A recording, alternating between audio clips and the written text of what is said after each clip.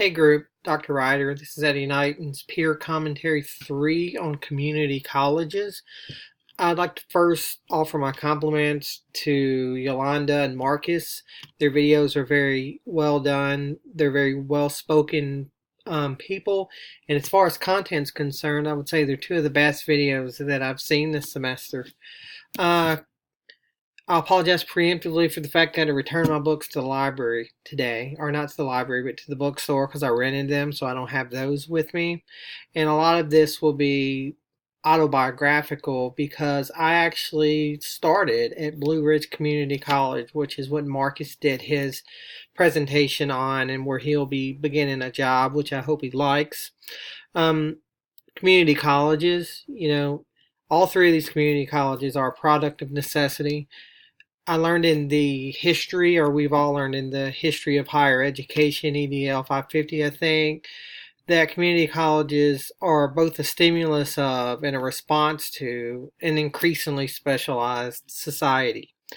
Community colleges play an understated role in this process because when we think of professionals, we think of doctors, we think of one person going to a prestigious medical school and then interning, then they get 200K a year and them save lives. But behind the scenes are thousands and thousands and thousands of trained vocational people who chances are went to a community college, from the CNAs to the phlebotomists to the people with the 2 years associates in computer networking, which essentially runs our office, and the people with the 2 year associates of office administrations who keep things running. These are the new backbones in the economy, and they all went to community colleges.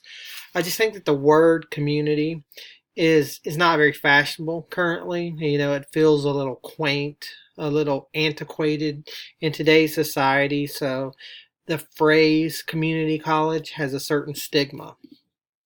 Some people do not want to attend a community college, or they're ashamed of it for the same reason that some people don't want to shop at Walmart. Just they don't want to be associated with the people of low SES status, or the typical, you know, people that shop at Walmart.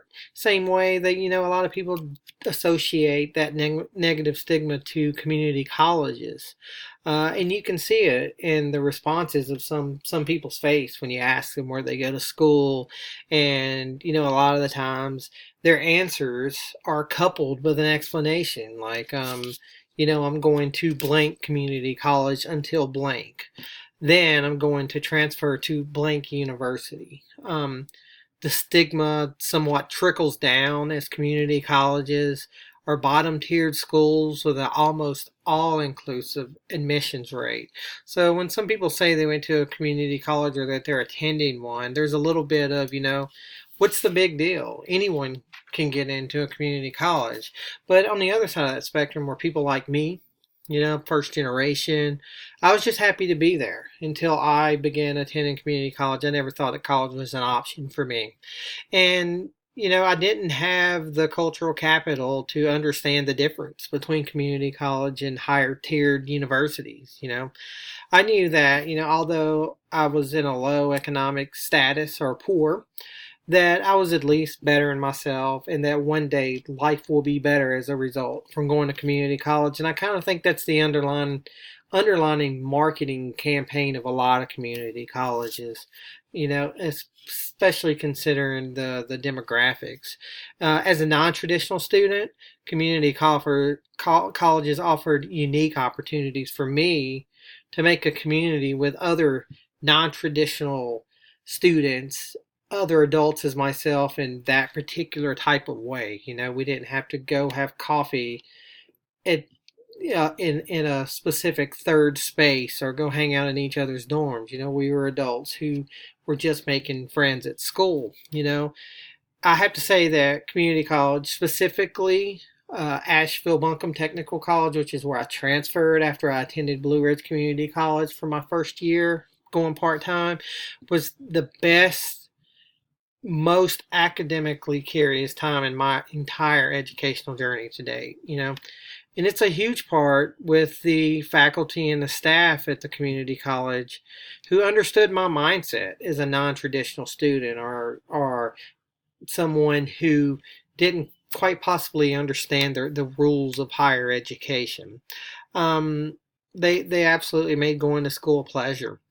It was not until I transferred into a university where I first felt myself different, lacking in support, questioning my decision to go to college. And I basically bring that up because of my educational journey through the community college.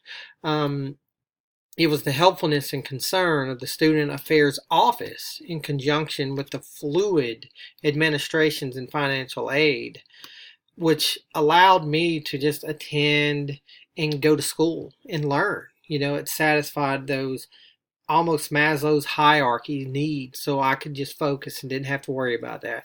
And I read somewhere in the book at the beginning of the semester where in student affairs there's almost a Maslow hierarchy of need when it comes to contextualizing student affairs as well.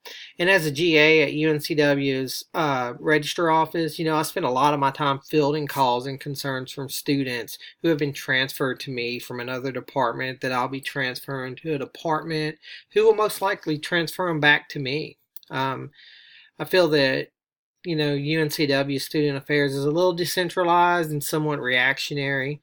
I don't really know why, but I also felt the same way as an undergraduate at UNCA or UNC Asheville, where Marcus used to work. But I've never once felt that at a community college. Marcus talked about Blue Ridge Community College's centralization of those students' affairs as a one-stop shop. He's right. I could handle most issues on a lunch break.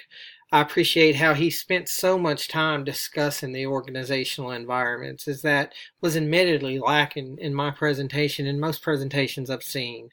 Blue Ridge Community College is small, but it's well organized, highly structured and bureaucratic, yet from a student's perspective, I did not feel that way at all. I went back for a semester in 2014, to find out in a rude way that the medical industry wasn't for me, but it was still the same way 10 years later as an adult, which, brings me back to the community part of community college. All of our presentations shown the practical extent to which our community colleges were tools and resources to our community. Yolanda shows how Durham Tech has a pharmaceutical research degree, an associate's degree in pharmaceutical research. That is so cool. I mean, what? And as each college serves its own area, it focuses on what the area's customized needs. Marcus talked about the brewing program, and as major companies like Sierra Nevada now operate out of Mills River. But Durham Tech is clearly training its local populace on how to support the localized industry of pharmaceutical research in medical fields. And, in addition to that, all of these colleges also provide all the local CNAs, firemen, policemen, whatever, just things that keep the operations and the trains running, as they say. Community colleges are not only an opportunity for people to go to college who otherwise wouldn't have or couldn't have. Community colleges, take local, state, and federal funds and intrinsically invest it back into and developing the communities. Only after that can we afford to send our sons and daughters off to prestigious universities to study Euclidean philosophy or underwater basket weaving or whatever. Anyway, thank you guys very much for watching my response video. I look very forward to yours, and I hope you had a good semester and a good fall semester coming up. Thank you.